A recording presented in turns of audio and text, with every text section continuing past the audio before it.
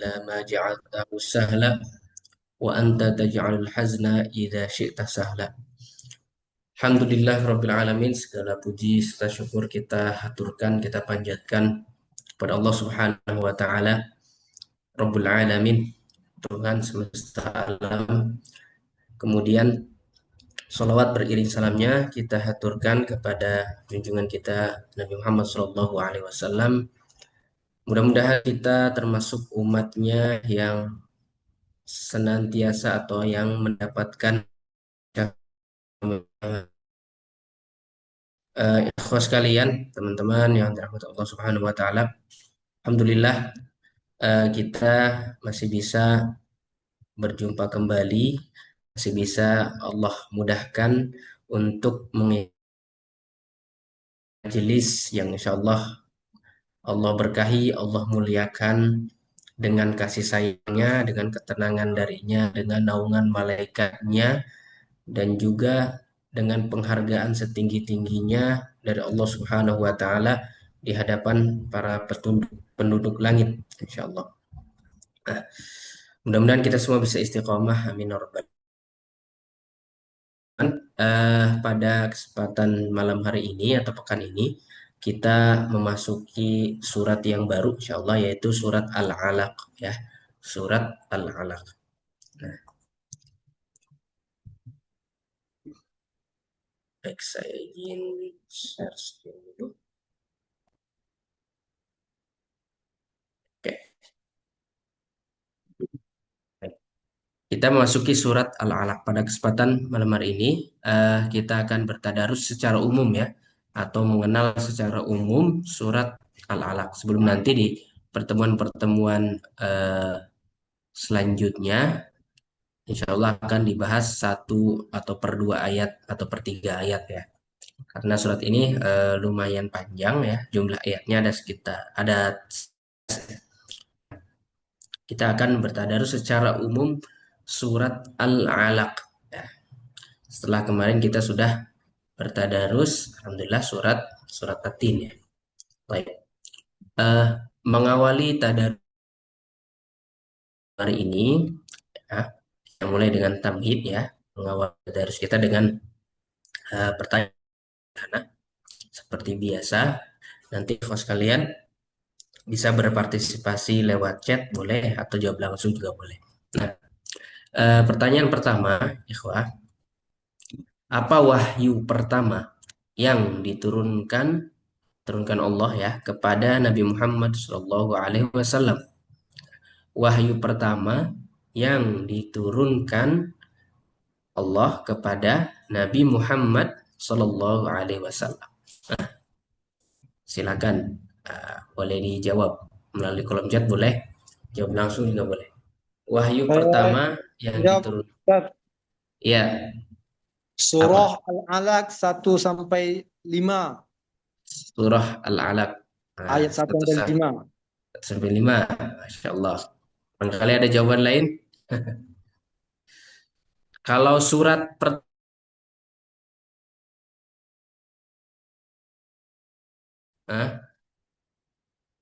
surat pertama, ini wahyu pertama, ya, atau ayat-ayat pertama. Surat pertama apa?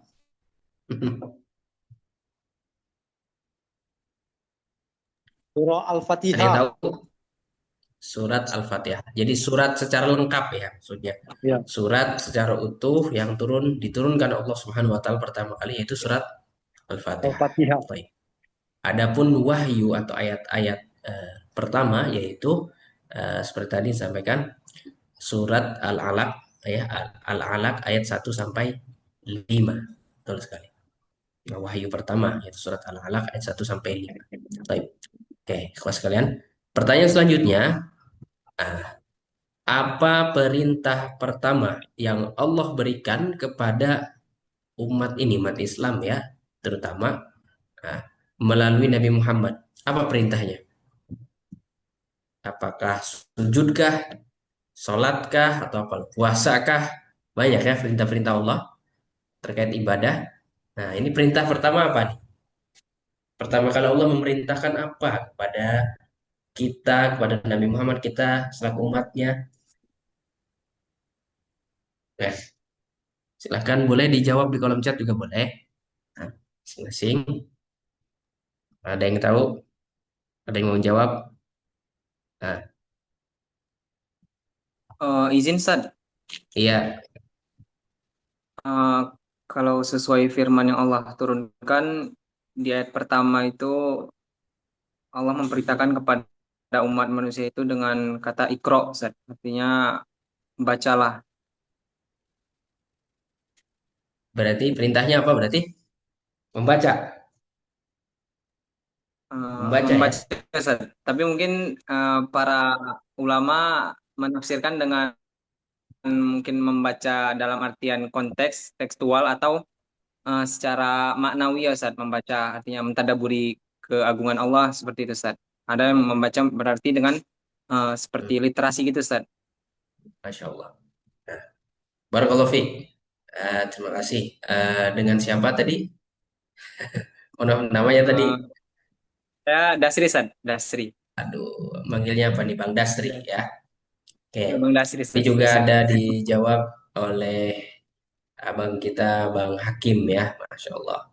Membaca. Baik. Jadi perintah pertama itu ternyata bukan sholat atau zakat atau puasa atau apa lagi. Sujud misalnya. Tapi membaca. Dalam artian ya belajar gitu. Dengan kata lain ya belajar. Baca adalah proses belajar. Oke.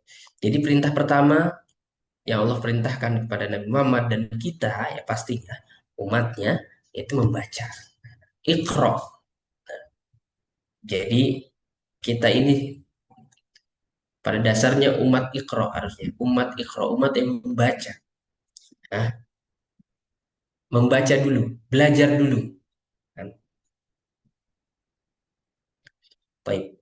Barakallahu fiik. Nah, sekarang pertanyaan terakhir ya, ketiga ya, untuk membuka majelis surat Al-Alaq ini. Pertanyaan adalah, mengapa Allah Subhanahu wa taala memulai wahyu dengan perintah membaca? Nah, mengapa kira-kira? Apa alasannya kira-kira? Nah, jawabannya bebas ya. Maksudnya masing-masing boleh mengutarakan pendapatnya atau renungannya.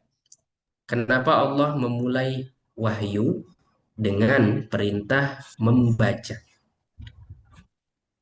Izin Nah, Ustaz, ya, kalau Dasri sendiri eh, menurut pribadi itu dari juga yang pernah Dasri dengarkan, mengapa dimulai dari membaca karena manusia itu didesain yang dominan itu adalah akal pikirannya. ya, Seperti Masya itu. Allah, Artinya ketika disuruh membaca, berarti dia menganalisa, Ustaz, menganalisa keagungan Allah seperti itu, Ustaz. Artinya berpikir, Ustaz, Masya Allah, membaca keadaan, situasi alam semesta seperti itu, Ustaz. Masya Allah, Barakallahu fiik. Jadi manusia mempunyai kemampuan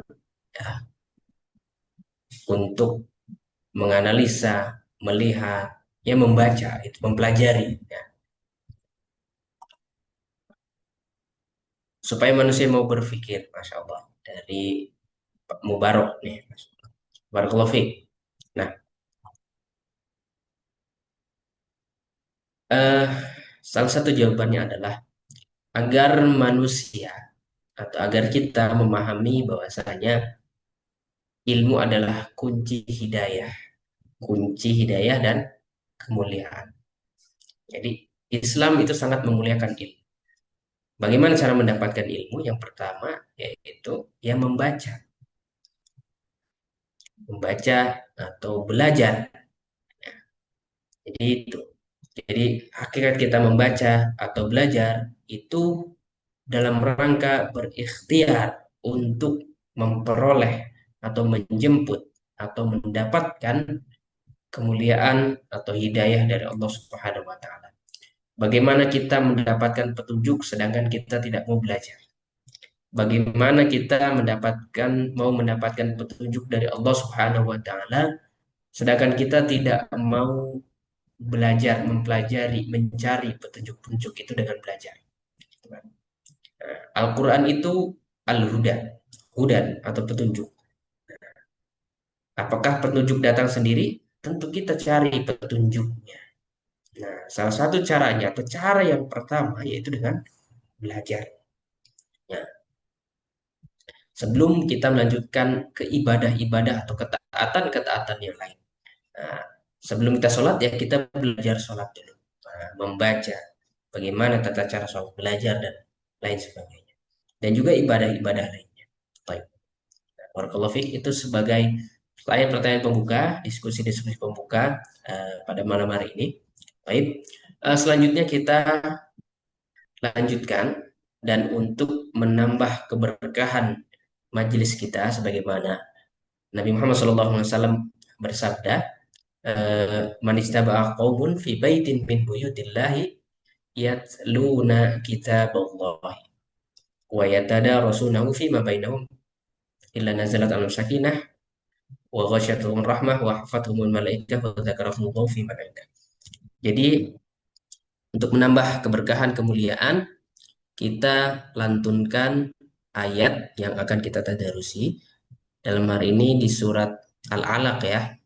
Surat Al-Alaq. Eh, siapa kira-kira yang mau membacakan untuk kita semua surat Al-Alaq? Nah, ini sampai 19 ayatnya. Gak apa-apa insya Allah ya. Pelan-pelan. Surat Al-Alaq. Siapa nih kira-kira nih? Saya Atau Ustaz, ditunjuk? Hakim Ustaz. Masya Allah. Barakallahu fiik. Silakan. Bang Hakim silakan. أعوذ بالله من الشيطان الرجيم بسم الله الرحمن الرحيم اقرأ باسم ربك الذي خلق خلق الإنسان من علق اقرأ وربك الأكرم الذي علم بالقلم علم الإنسان ما لم يعلم كلا إن الإنسان ليطغى أن رآه استغنى إن إلى ربك الرجعى أرأيت الذي ينهى عبدا إذا صلى أرأيت إن كان على الهدى أو أمر بالتقوى أرأيت إن كذب وتولى ألم يعلم بأن الله يرى كلا لئن لم ينته لنسفعا بالناصية ناصية كاذبة خاطئة فليدع ناديه سندع الزبانية كلا لا تطعه واسجد واقترب صدق الله العظيم. Masya Allah. Barakallahu fiik. Sadaqallahul adzim. Baik. Telah tadi pembacaan surat Al-Alaq ya secara lengkap yang telah dibacakan oleh akhina Hakim. Barakallahu fiik. Mudah-mudahan yang membacakan tentunya mendapatkan pahala yang berlipat-lipat dan begitu pula kita yang mendengarkannya. Baik. Kawan sekalian yang dirahmati Allah Subhanahu wa taala, kita lanjutkan dengan pembahasan surat ya secara umum insyaallah. Surat Al-Alaq insyaallah nih ayatnya lumayan banyak, ada 19 ya. Kita mulai kita bagi mungkin menjadi beberapa pembahasan beberapa tema umum ya. Nah, agar memudahkan memetakan ya, surat Al-Alaq ini kira-kira isinya apa saja. Baik, sebelum beranjak ke sana, tentu di beberapa ayat atau surat itu dalam Al-Quran yang diturunkan itu ada asbabun nuzul atau sebab turunnya. Tidak semua, cuman beberapa. Baik. Nah, untuk surat Al-Alaq di sini bisa dibilang ada dua asbabun nuzul. Nah, jadi ada dua kisah yang melatar belakangi turunnya ayat ini. Nah, Sebagaimana yang sudah kita bahas tadi, kita sampaikan bahwasanya surat Al-Alaq ayat 1 sampai 5 itu merupakan ayat yang pertama atau wahyu yang pertama kali turun. Nah, kapan atau bagaimana wahyu itu turun? Nah, kisah di balik itu tentu kita sudah tahu, barangkali sudah masyhur sekali. Eh, Nabi Muhammad SAW termasuk orang pilihan ya. Kita ke belakang sedikit. Orang pilihan yang Allah pilih gitu kan, sebagai nabi dan utusan dan rasul. Nah, tentu apakah secara tiba-tiba? Tidak. Dari mulai bahkan sebelum lahir itu sudah diberitakan tanda-tandanya ataupun sudah heboh. Nah, di kalangan siapa? Terutama di kalangan Bani Israel, Yahudi. Nah, singkat cerita, mereka yang tahu kan, bahwasanya akan turun seorang rasul atau nabi atau lahir ya di Jazirah Arab. Nah, sehingga orang-orang Yahudi berbondong-bondong pindah ke Jazirah Arab. Tepatnya kurang lebih di wilayah sekitar Madinah. Ya Madinah Mekah gak terlalu jauh ya. Sekitar kalau naik bis sekarang itu 5 jam 4 jaman lah. Nah, jadi itu termasuk wilayah Arab. Nah, mereka tahu di alladzina ya'rifunahu kama ya'rifuna abna'ahum. Ya, hadir di Berbondong. tempat di tempat berbagi. Nah, bentar. Assalamualaikum warahmatullahi wabarakatuh. Atas kehadiran Pak Kades yang Waalaikumsalam. sangat Ntar saya saya mut. Nah, oke, saya mut dulu. Ada iklan bentar ya. Nah, jadi singkatnya mereka orang Yahudi sudah tahu, sudah mm, menandai gitu kan bahwa saya akan turun, akan lahir nabi baru di wilayah Arab. Mereka berharap tentunya dari golongan mereka karena dari dulu nabi rasul turun dari golongan orang-orang Bani Israel. Berpindahlah mereka berbondong-bondong pindah ke Madinah. Singkat cerita lahirlah Nabi Muhammad SAW. Ternyata itu bukan dari golongan mereka tapi sebagai orang Arab. Nabi Muhammad lahir sebagai orang Arab. Baik. Nah, kemudian Nabi lahir, kemudian tanda-tandanya berbeda dengan anak pada umumnya. Ya, karena memang sudah disiapkan untuk menjadi nabi. Dan kemudian salah satu kisahnya adalah ketika Nabi diasuh oleh ibu susuannya yaitu Halimah Sa'diyah, kemudian ada peristiwa dadanya dibersihkan. Lanjut, kemudian Nabi semakin remaja, semakin besar, termasuk orang yang diberi gelar Al-Amin, ya, yang sangat dipercaya kali itu. Selanjutnya, ketika Nabi sudah menikah dengan Khadijah, tentunya Siti Khadijah, sekitar umur 40-an, ya, 40-an itu kan diangkat menjadi nabi. Itu Nabi sudah mulai berkholwat atau bertahanus, menyendiri, bertafakur, ya. Di mana bertafakurnya ada yang tahu tempatnya di mana? Di mana bertafakur Nabi? Wah, Hiro Ustaz. Di Gua Hiro, ya. Jadi ya kala itu memang di Mekah ya mobil khusus gitu kan. Tentu bagaimana kehidupan saat itu ya jahiliyah gitu kan. Kemaksiatan, kemusyrikan gitu kan. Nah, itu merajalela atau tersebar. Nabi yang memang dijaga oleh Allah semasa muda dari kecil itu tidak terkontaminasi hal-hal demikian. Nah, lama-kelamaan semakin umur matang, 40 tahunan sudah menikah dan seterusnya, Nabi mulai bertafakur, merenungi tentang ketuhanan. Jadi Nabi sering pergi menyendiri ke Gua Hiro, kan? Bermalam di sana, bawa bekal terus gitu berulang-ulang. Bertafakur, merenungi ya. Jadi kita juga ya sekali-kali boleh bertafakur. Bertafakur, merenungi siapa kita, siapa pencipta kita tentunya. Nah, nggak mesti di gua gitu kan. Yang penting bertafakur ya, bertafakur kan, merenungi dengan berzikir, bukan melamun ya, beda. Kalau melamun nanti lama-lama kesurupan nanti. Nah, ini bertafakur, menyendiri, bertafakur gitu kan. Nah, meninggalkan hiruk pikuk duniawi sekali seperti itu. Kemudian singkat cerita, pada suatu waktu datanglah malaikat Jibril membawa wahyu atau perintah dari Allah Subhanahu wa taala. Nah, perintahnya kita tahu. Nah, Jibril berkata Iqra, gitu kan? Iqra, bacalah. Kemudian Nabi menjawab, "Ma'a Nabi Quraisy, saya tidak bisa baca apa yang harus saya baca gitu. Saya juga tidak bisa baca."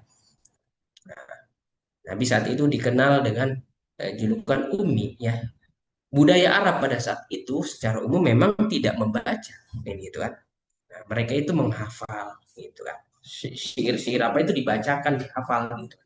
Nah, kemudian sampai 3 kali sampai Jibril memeluk beliau erat dan kuat mengulangi perintah tersebut kan.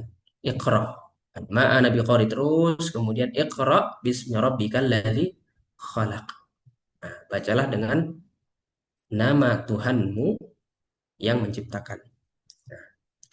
Kemudian Nabi bisa dibilang kaget atau merasa takut, was-was dan lain sebagainya.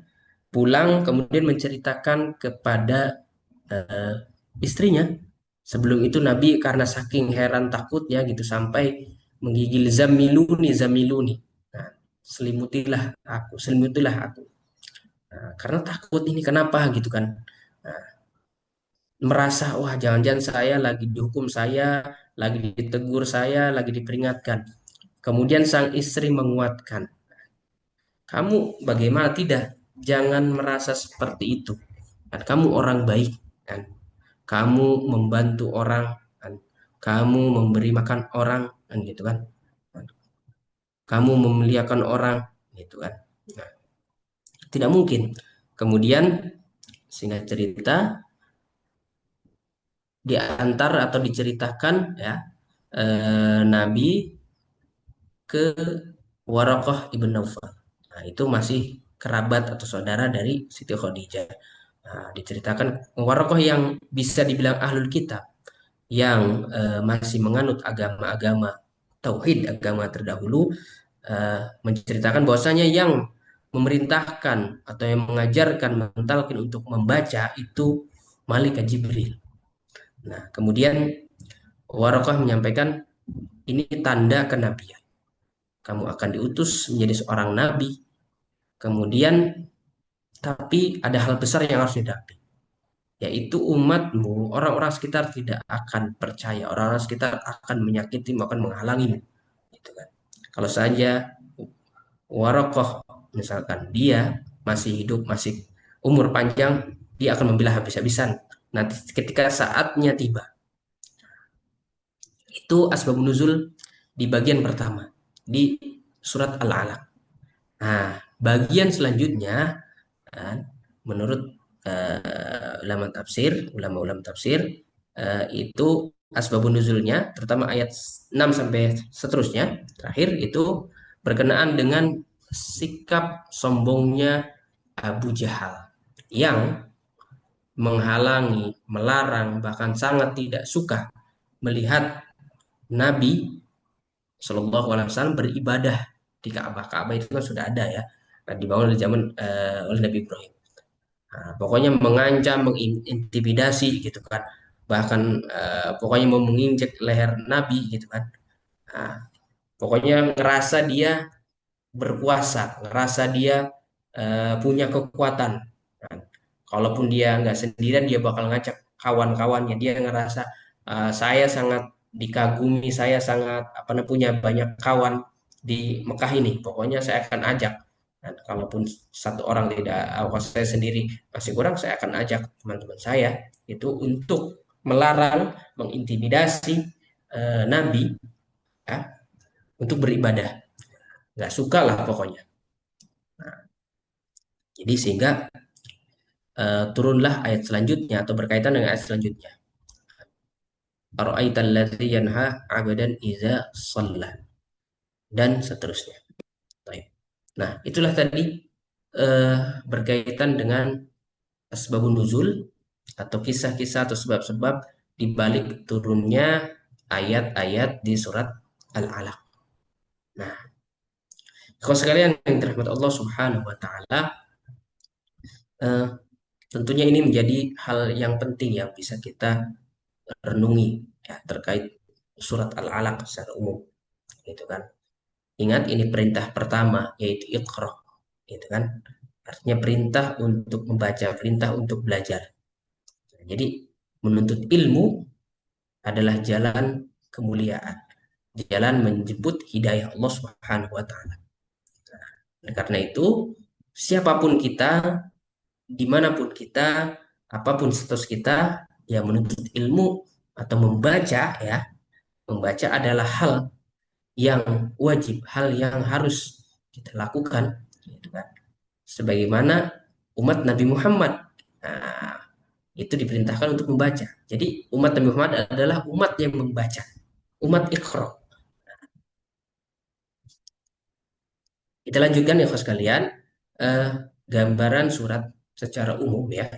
Surat Al-Alaq ini kita mungkin bagi menjadi beberapa bagian ya untuk memudahkan. Jadi ayat 1 sampai 5 itu kita ambil garis besar ya, menceritakan tentang perintah membaca ataupun keutamaan menuntut ilmu ya, dari Iqra bismi rabbikal ladzi khalaq khalaqal insana min 'alaq Iqra wa rabbukal akram alladzi 'allama bil qalam 'allamal insana ma lam ya'lam. Nah, ayat 1 sampai 5. Kemudian kita ambil ayat 6 sampai 8.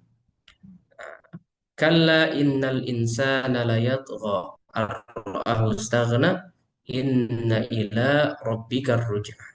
Nah, ini tentang bahaya kesombongan ya. Sombong, arogan, angkuh. Kemudian ayat selanjutnya kita ambil ayat 9 sampai 14 ya. Ara'aital ladzi yanha 'abdan idza shalla ara'aita in kana 'alal huda aw amar bit taqwa ara'aita in kadzdzaba wa tawalla alam ya'lam bi anna Allah yara. Nah, itu terkait, nah ini terkait dengan kisah tadi asbabun nuzul ya. Abu Jahal loh yang dimaksud. Nah,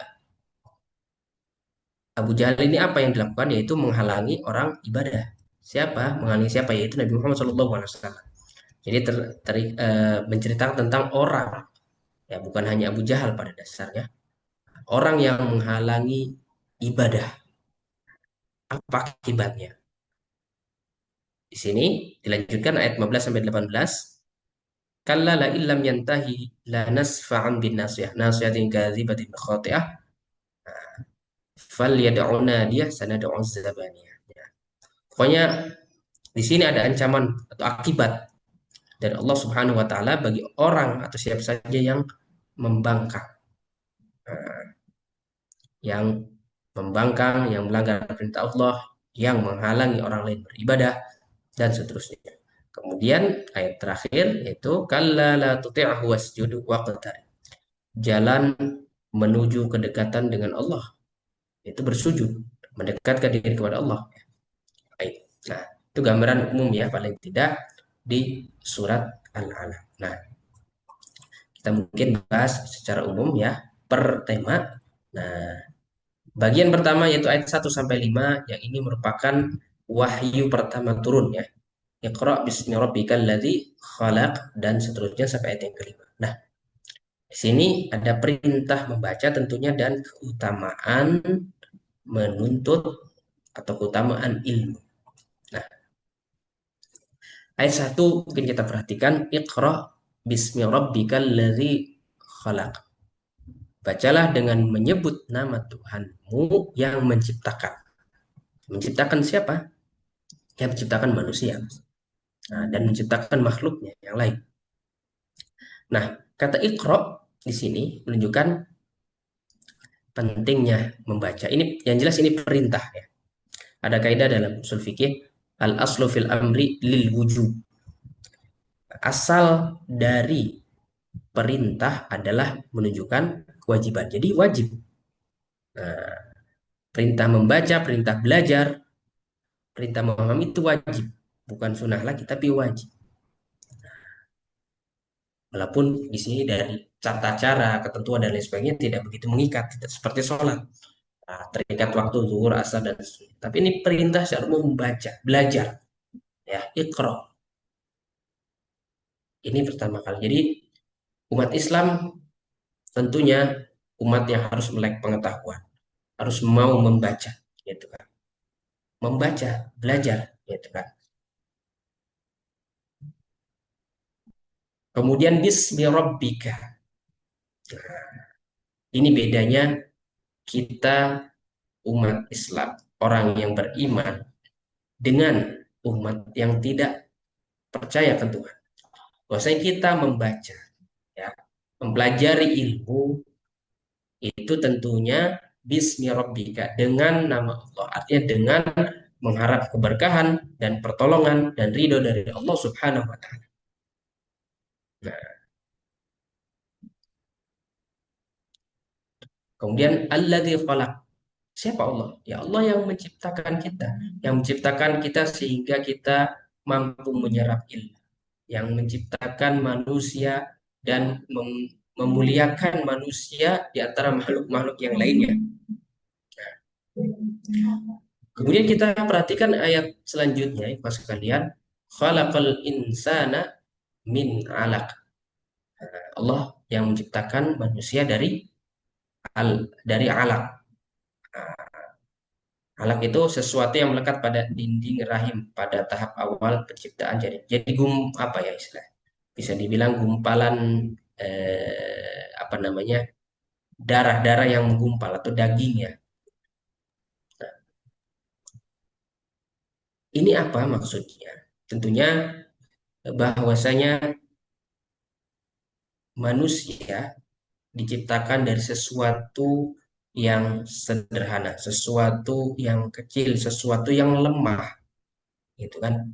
Nah, sesuatu yang sangat kecil, sesuatu yang lemah.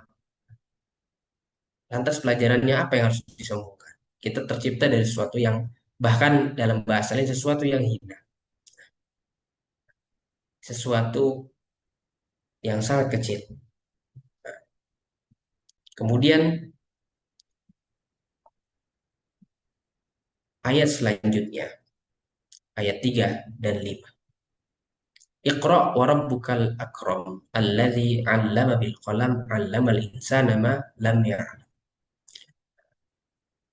Iqra wa rabbukal akram, bacalah dan Tuhanmu yang maha mulia.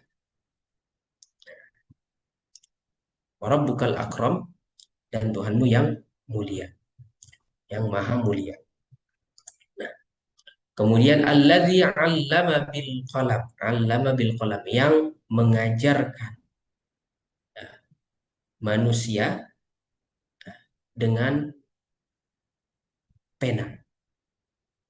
Allamal insana ma lam ya'lam. Al-qalam di sini disebut secara khusus karena menjadi sarana penyebaran ilmu. Nah, kolam secara bahasa kita tahu kolam itu pena, pulpen, alat tulis. Kalau zaman sekarang mungkin alat tulis bisa dibilang ada laptop gitu kan. Kemudian allamal insana ma lam ya'lam. Manusia pada dasarnya tidak mengerti apa-apa. Dan Allah yang mengajarinya sedikit demi sedikit. Jadi kita tahu kita bisa suatu ilmu pada dasarnya siapa yang mengajarkan? Allah Subhanahu wa taala. Kan? Bukan karena kemampuan kita, bukan karena oh saya bisa, saya ini, tapi pada hakikatnya Allah yang mengajarkan. Dari tidak tahu menjadi tahu.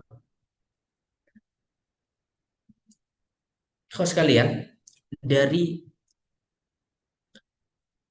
5 ayat ini, bahwasanya kita bisa ambil kesimpulan bahwasanya dengan membaca, dengan belajar. Manusia yang tadinya lemah diciptakan dari sesuatu yang lemah, sesuatu yang tidak ada artinya, itu bisa terangkat derajatnya, bisa mulia di sisi Allah dengan cara menuntut atau belajar ilmu. Terutama ilmu apa? Ilmu yang menghantarkan kita kepada petunjuk Allah Subhanahu wa taala atau ridha Allah Subhanahu wa taala atau hidayah Allah Subhanahu wa taala. Nah, jadi ayat 1 sampai ayat 5 ini merupakan eh, perintah ya.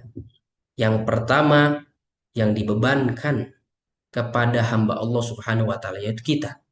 Nah, kita manusia, kita umat Nabi Muhammad SAW, perintahnya adalah Iqra, bacalah. Sebelum melakukan ini itu ya Iqra, belajarlah, bacalah. Nggak mungkin tiba-tiba kita seenaknya mau sholat apa, tapi kita belajar dulu cara sholat, puasa, tahu dulu ilmunya, seperti itu. Nah, ikhwah sekalian yang dirahmati Allah Subhanahu wa taala. Nah, bagian selanjutnya, nah, di sini kita ambil 3 ayat lah paling tidak. Kalla innal insana layatgha ar-ra'ahu istaghna inna ila rabbikar ruj'an. Jadi di sini ada karakter atau sifat atau bisa dibilang sifat buruk dalam yang biasa menghinggapi manusia. Nah, kira-kira sifat apa di sini? Nah, saya ingin tanya, kira-kira sifat apa nih, ikhwas sekalian? Satu sifat atau 2 sifat lah paling tidak. Yang kita bisa lihat-lihat, kita ambil dari 3 ayat ini. Nah, sifat apa yang ada atau yang berkaitan ya dengan ayat-ayat ini? Silakan, boleh dijawab kolom chat, boleh langsung juga boleh. Ada yang mau jawab? Kira-kira sifat apa nih yang bisa kita ambil nih dari ayat ini? Sifat atau karakteristik manusia. Manusia itu seperti apa sih? Ayo, Bang Hakim silakan. Kali sudah mendapatkan, eh, sudah mencerna. Nah, sifat apa nih kira-kira? Ini berkaitan dengan kita ya. Supaya kita ini ada nggak dalam diri kita? Nah, sikap ini. Silakan. Boleh di kolom chat. Sambil saya minum ya.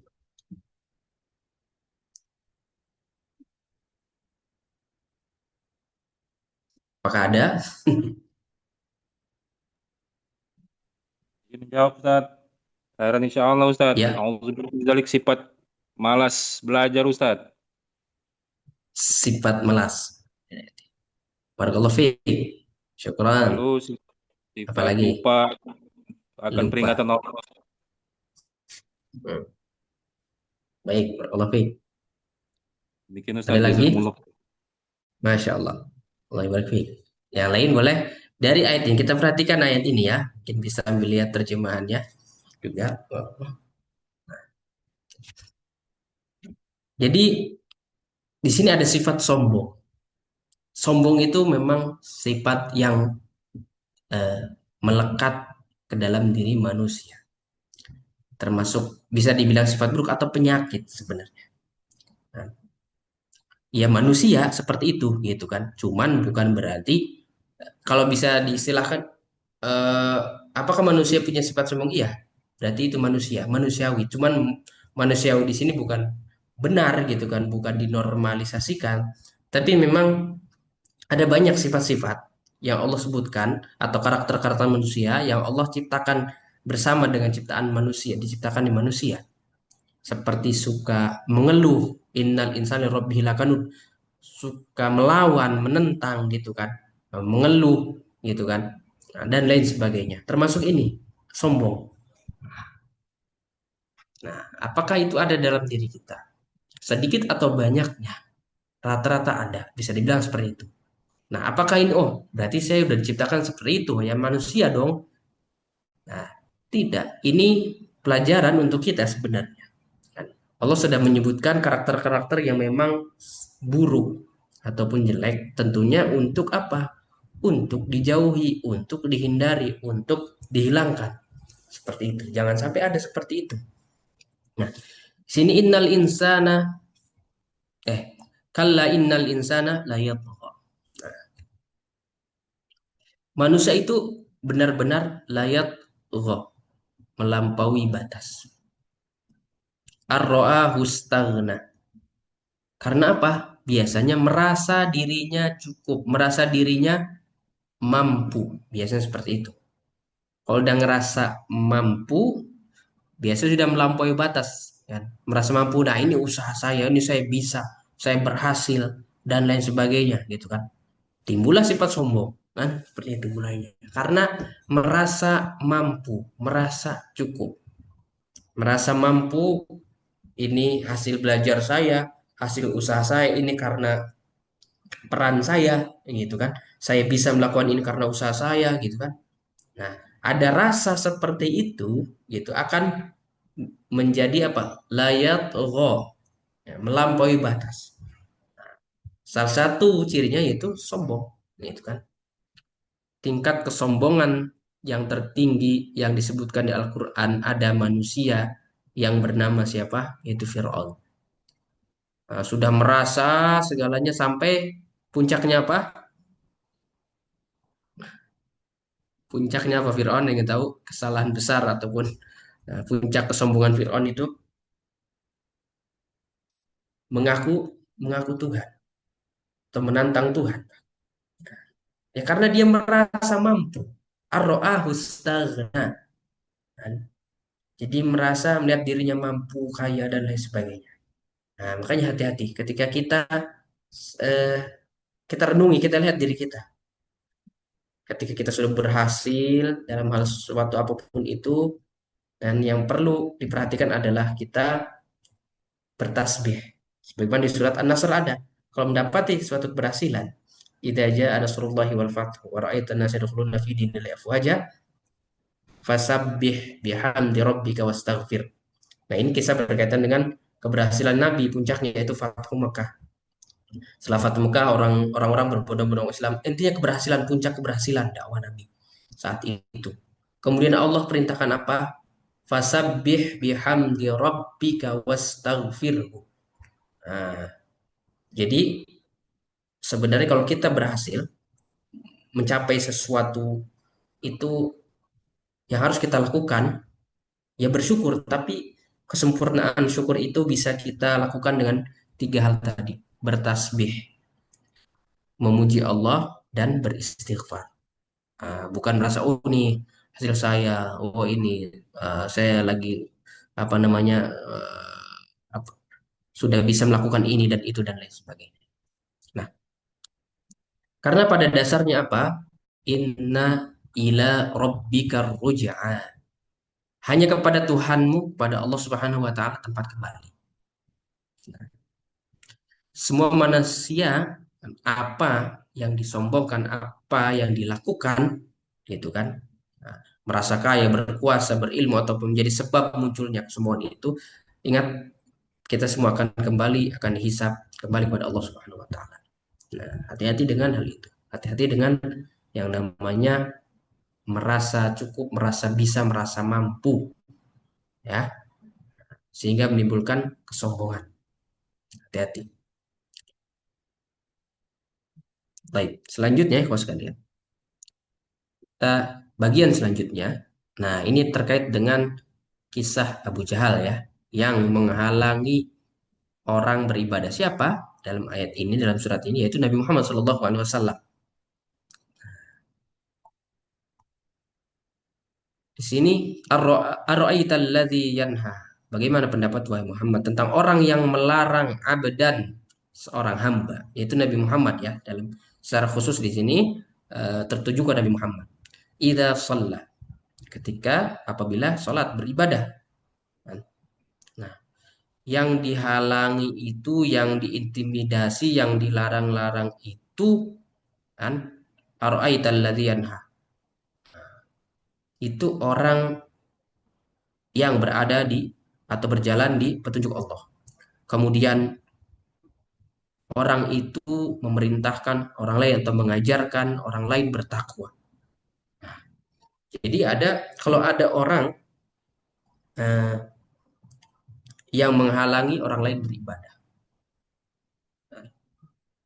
Orang yang beribadah itu selain ibadah juga dia beribadah eh, dalam petunjuk Allah, kemudian memerintahkan, mengajari orang bertakwa, gitu kan. Nah, kemudian orang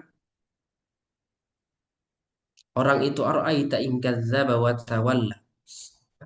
Sedangkan orang yang menghalang-halangi, melarang itu dia berada dalam kedustaan, mendustakan Allah, gitu kan, berpaling. Nah, alam ya'lam bi anna Allah yara. Orang itu apakah tidak merasa bahwasanya Allah itu tahu, melihat semuanya, baik yang nampak ataupun tersembunyi. Jadi seperti yang di Asbabun Nuzul disebutkan bahwasanya Abu Jahal itu sangat benci ketika melihat Nabi beribadah di Ka'bah. Beribadah di sana, pokoknya sampai mengancam, pokoknya intimidasi, pengen injek lehernya. Dia tidak tahu bahwasanya Allah melihat itu semua, kan gitu kan. Jadi memang ini perjuangan, ya, sebuah perjuangan dakwah Nabi, perjuangan menegakkan tauhid, perjuangan menunjukkan hidayah Allah Subhanahu wa taala kepada orang-orang.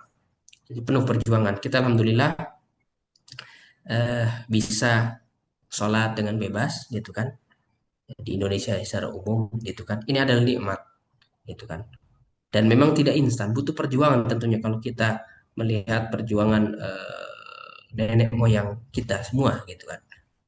Untuk menegakkan hal itu sehingga kita pada hari ini bisa beribadah, tidak ada yang menghalangi. Ini kisah berkaitan dengan Abu Jahal tadi ya. Nah, kemudian selanjutnya ikhwas sekalian yang dirahmati Allah Subhanahu wa taala, bagian selanjutnya ambil ayat 15 sampai 18. Nah, bagaimana ancaman atau hukuman yang Allah berikan kalau ada orang yang menghalangi orang lain beribadah kepada Allah Subhanahu wa taala.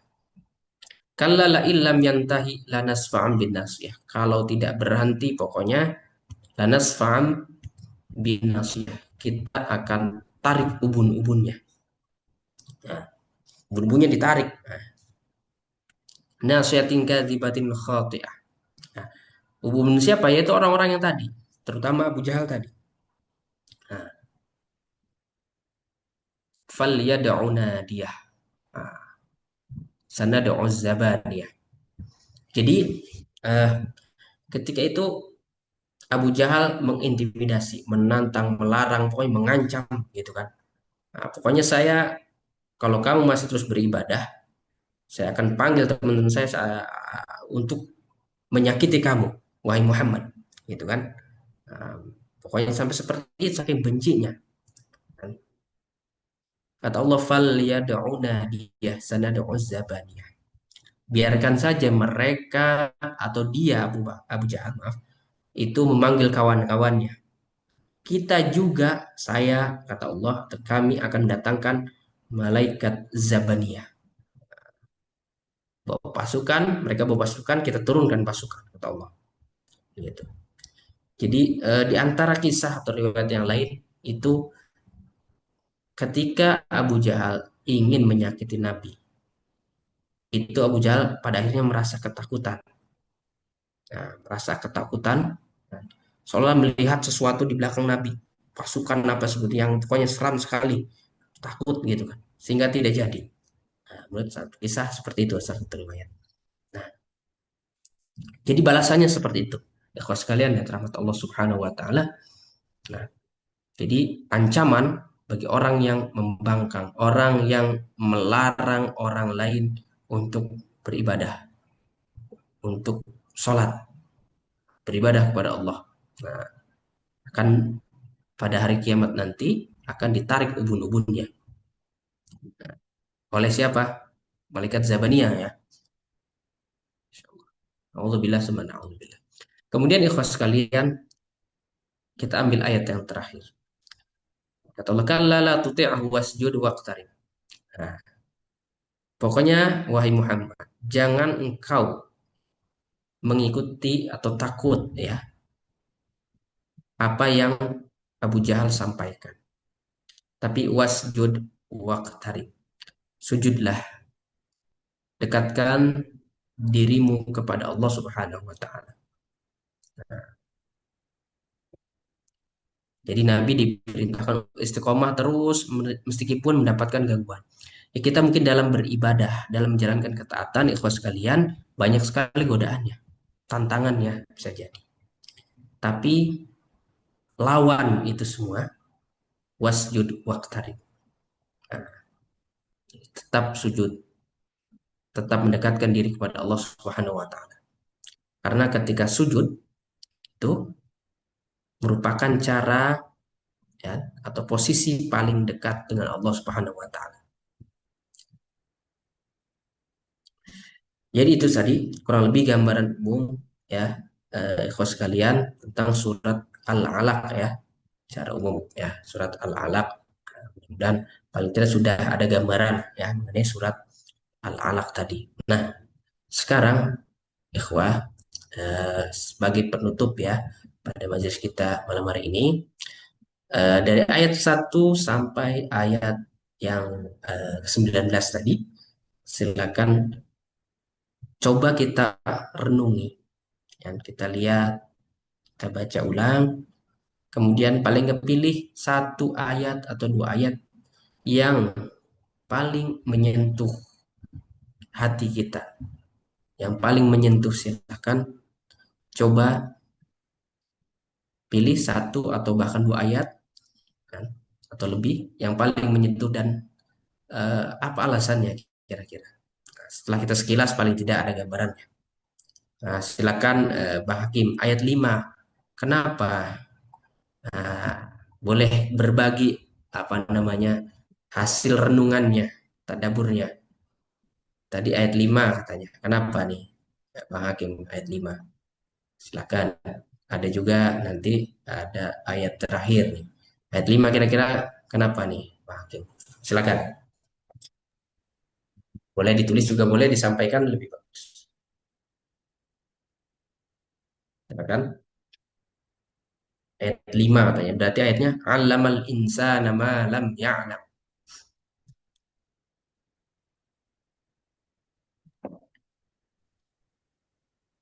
Waktu Ya, dari semenjak lahir itu dalam keadaan tidak tahu apa-apa.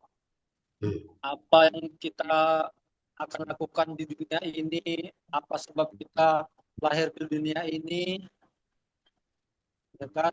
Itulah mudah-mudahan Allah tunjukkan ilmu untuk mendekatkan diri padanya gitu. Mengenalnya lebih dekat agar bersama di sisinya. Masya Allah. Barakallahu fiik. Memang. Kita tidak tahu apa-apa, benar sekali itu kan. Terus siapa yang mengajar kita? Allah Subhanahu wa taala yang mengajarkan kita ya. Kita terlahir tidak tahu apa-apa itu kan. Kemudian Allah yang tuntun, Allah yang ajarkan. Maka dari itu agar ilmu-ilmu Allah mudah terbuka, ya kita dekatkan dengan Allah Subhanahu wa taala. Ilmu Allah itu sangat luas. Ya, sangat luas sekali. Nah, jadi dalam surat Al-Kahfi itu ada ayatnya, ayat 109 ya. Jadi qul law kana al-bahru midadan li kalimati rabbi lanafidal bahru qabla an tanfada kalimatu rabbi walau ji'na bimithlihi madada. Jadi intinya kalau seandainya lautan jadikan tinta untuk menulis kalimat-kalimat Allah, dalam hari ini ilmu Allah, ketetapan Allah, ya, itu tidak akan cukup. Lautan bakal habis, tapi kalimat-kalimat Allah masih belum selesai ditulis. Nah, jadi apalah kita gitu kan. Ilmu yang kita tahu itu hanya segelintir saja dari ilmu Allah Subhanahu wa taala yang Allah kasih ke kita. Itu kan. Nah, jadi apa yang kita sombongkan? Gitu. Kita tidak tahu apa-apa kok kalau bukan Allah yang ngasih tahu, gitu kan. Barakallahu fiik. Kemudian tadi yang milih ayat terakhir, karena setiap sujud merasa dekat kepada Allah Subhanahu wa taala. Allahu Akbar. Barakallahu fiik. Nah, posisi terdekat, ya, agar kita lebih dekat dengan Allah, yaitu ya dengan sujud. Nah, sujud kepada Allah, gitu kan. Sujud diniatkan kepada Allah Subhanahu wa taala, gitu kan. Kita ini ya hamba yang tidak ada apa-apanya, gitu kan. Maka dari itu perbanyaklah bersujud kepada Allah Subhanahu wa taala, ya, agar lebih dekat, dengan Allah Subhanahu wa taala. Baik, barakallahu fiik. Ada lagi yang lain? Boleh sampaikan eh, apa ayat yang paling menyentuh hati, ya, dari 19 ayat yang ada di surat Al-Alaq, paling tidak secara umum, ya, satu atau dua ayat. Silahkan kalau ada, ya.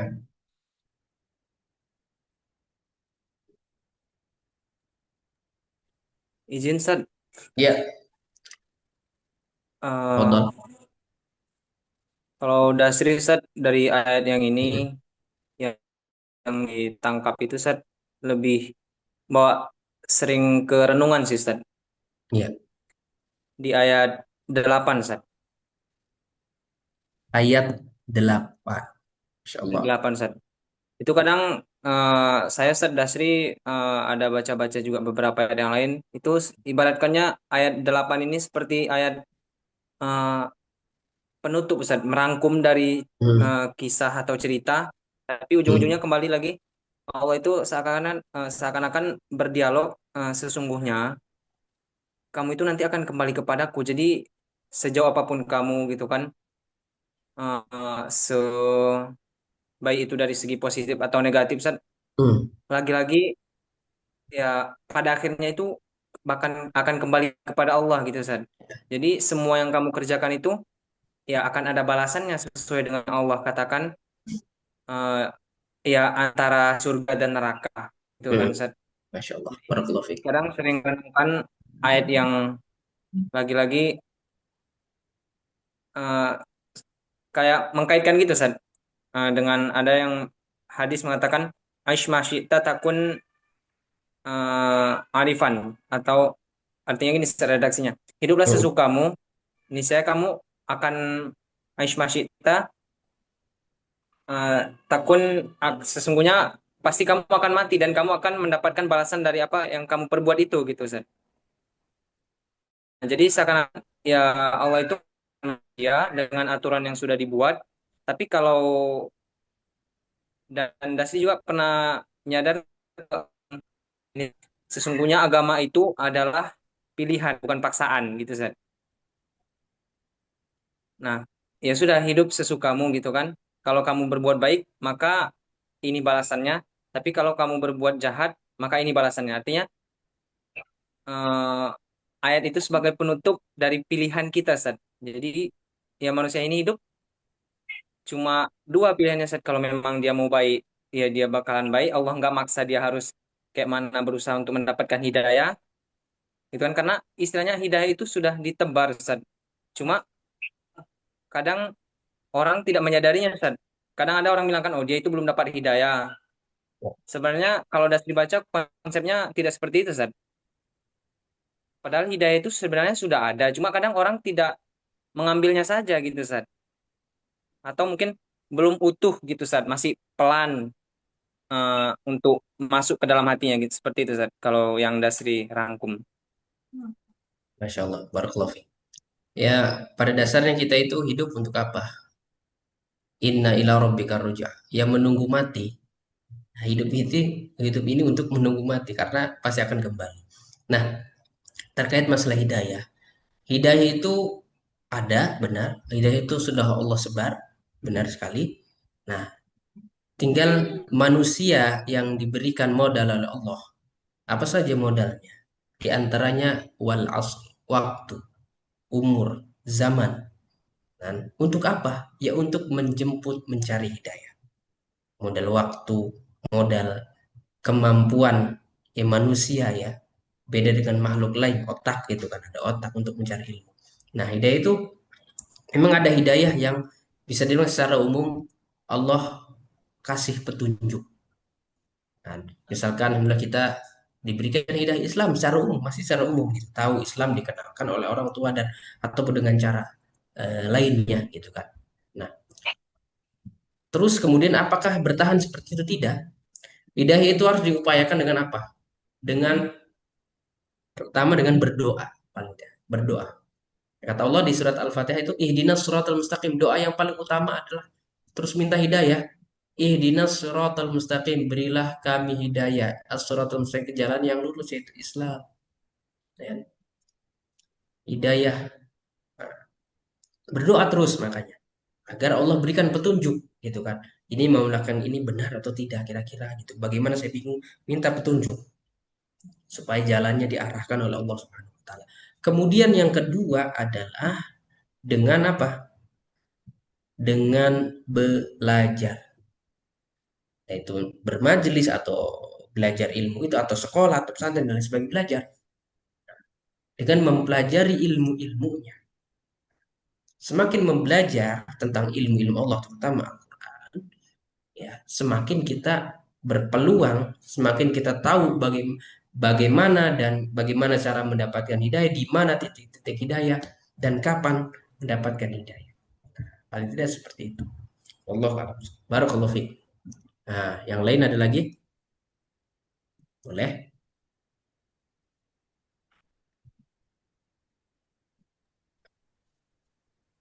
Kalau ada silakan.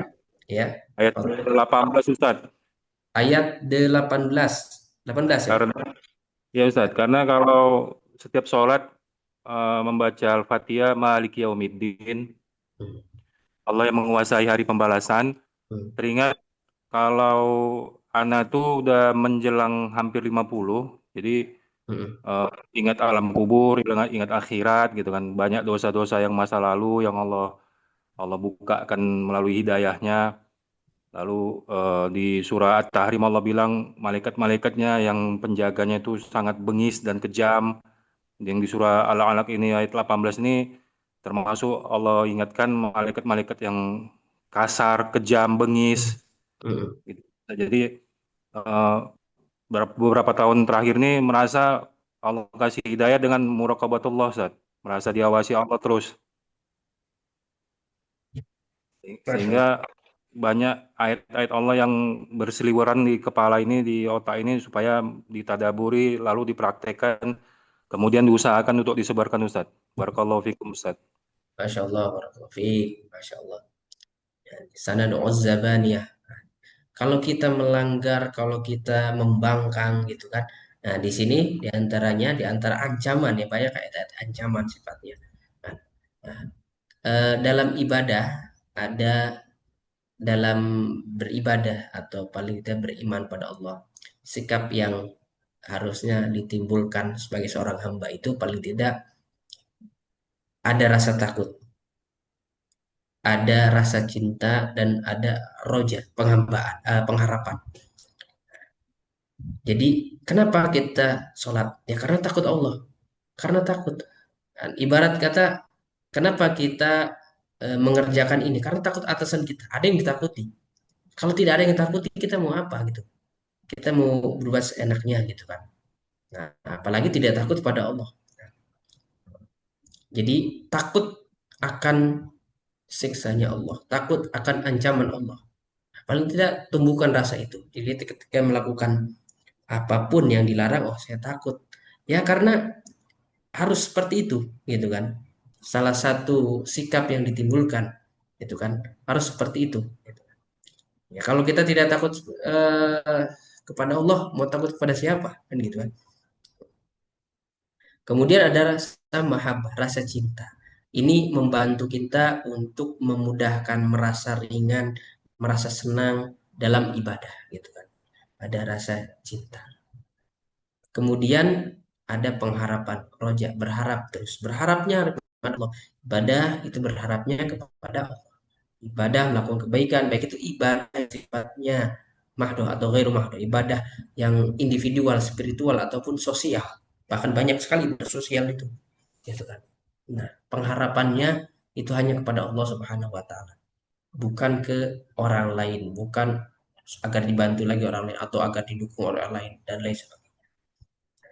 Jadi paling tidak pertama yang kata Nabi itu rasa takut. Takut kepada Allah kan? Takut kepada Allah. Jadi kalau takut ya kita laksanakan. Berarti kalau takut pada Allah benar kita ibadahnya paling tidak. Kita sholat ya karena Allah. Takut kepada Allah bukan takut manusia, takut misalkan wah ini karena guru saya ini saya sholat, nah, itu kan salah. Nah, barakallahu fiik. Dan lagi mungkin barangkali terakhir kalau ada ayat mana nih yang paling menyentuh kita malam hari ini atau di surat ini, surat Al-Alaq.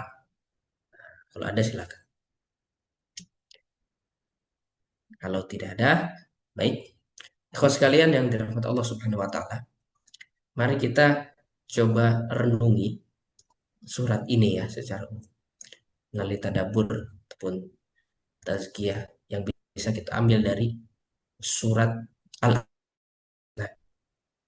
Nah, ikhwas sekalian yang dirahmati Allah Subhanahu wa taala. Surat ini mengajarkan kita bahwasanya ilmu adalah pintu hidayah dan kemuliaan.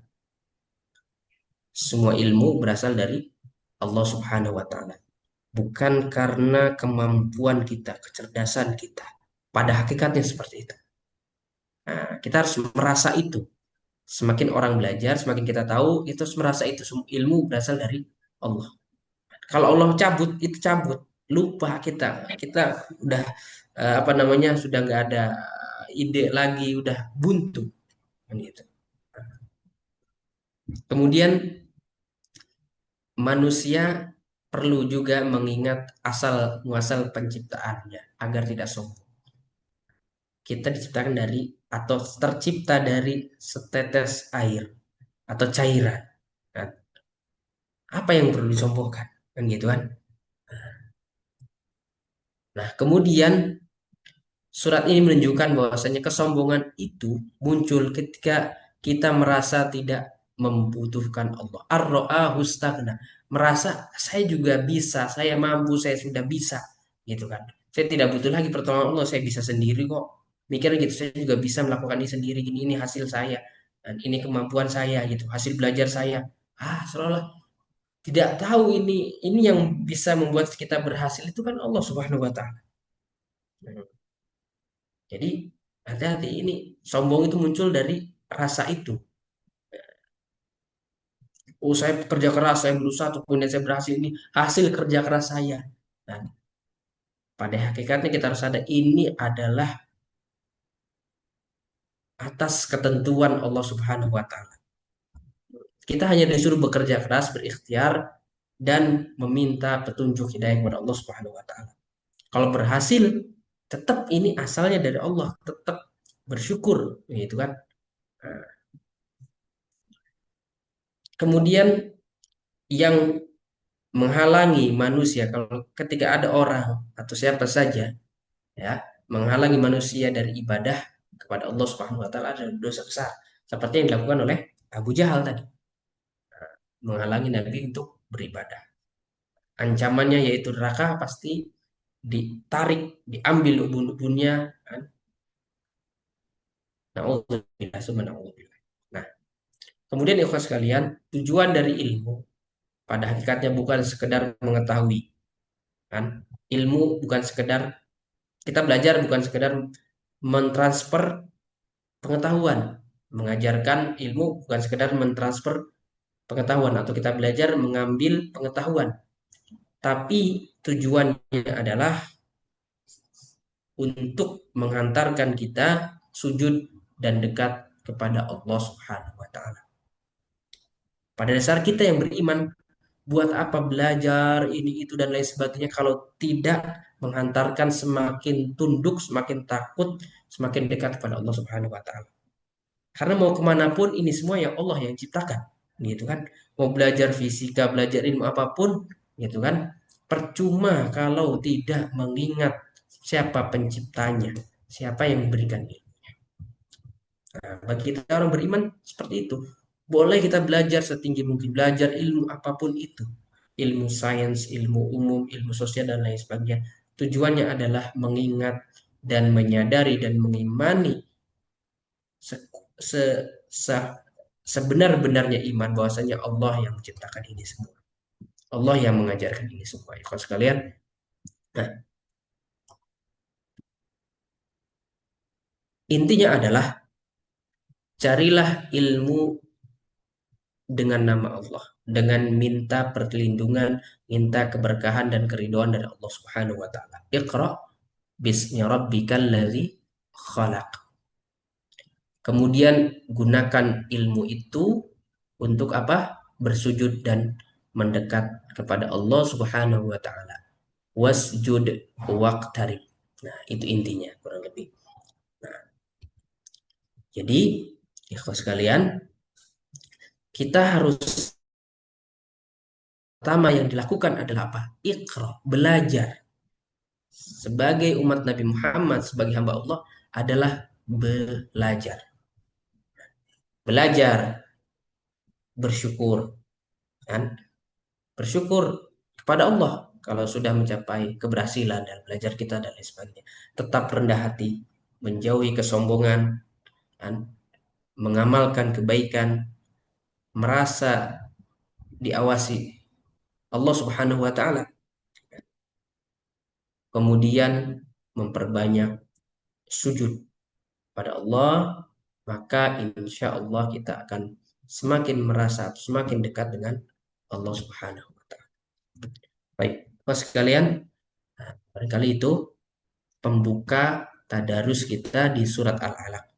Mudah-mudahan paling tidak ada gambaran ya, kita mengenal surat Al-Alaq. Insya Allah di pertemuan-pertemuan selanjutnya kita akan bahas beberapa ayat, 1-2 ayat ataupun 3 ayat ya, untuk memperdalam isi kandungan ataupun makna dari surat Al-Alaq ini. Barakallahu fikum, masih banyak, mudah-mudahan jadikan keberkahan dan tambahan ilmu tentunya, dan kita diberikan hidayah, kekuatan oleh Allah Subhanahu wa taala untuk mengamalkannya. Syukran, jazakumullah ahsanal jaza. Terima kasih banyak. Akhirul kalam, kita tutup dengan doa kifaratul majlis. Subhanakallahumma wa bihamdika asyhadu an la ilaha illa anta astaghfiruka wa atubu ilaik. Syukran semuanya, terima kasih banyak. Izin live ya. Bismillah. Oke. Assalamualaikum. Waalaikumsalam warahmatullahi wabarakatuh, Pak Ustaz. Jazakallahu khairan kasiran, Pak Ustaz. Wa iyyakum warahmatullahi wabarakatuh. Bismillah.